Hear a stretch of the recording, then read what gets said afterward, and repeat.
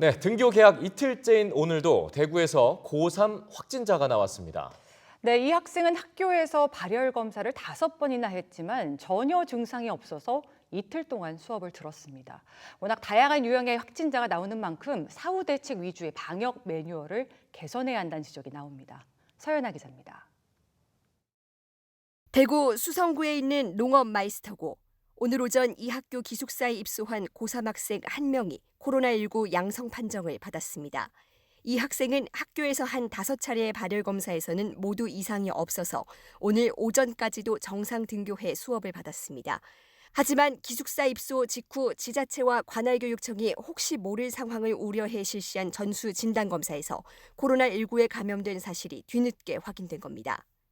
보건소에서 이렇게 해가지고 그 증상이 없는 학생들 사람을 검사해주는 경우가 없거든요. 사전에 시하고 교육청하고 긴밀한 협조를 위해서 하는 거지 원칙적으로는 게 안 되게 돼 있어요. 해당 학교는 교육부 지침에 따라 이틀 동안 학교 폐쇄를 결정하고 방역에 들어갔습니다.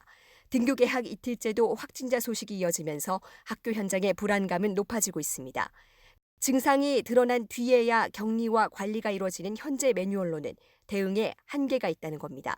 특히 10대 환자들의 경우 증상이 없거나 경미한 무증상 감염자가 많습니다.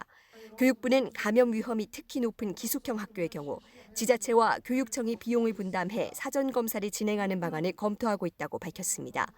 학교에서 확진자가 발생할 경우 응급 심리 지원을 병행하고 원격 수업을 통해 교육 공백도 최소화하겠다고 밝혔습니다.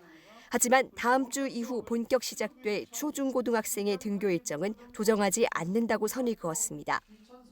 방역 대응을 위한 의사결정 체계를 다시 한번 점검하여 학교 현장의 비상 상황을 시도교육청, 질병관리본부 등 방역 당국 그리고 지자체와 함께 24시간 예의주시하며 신속하게 대응해 나갈 것입니다.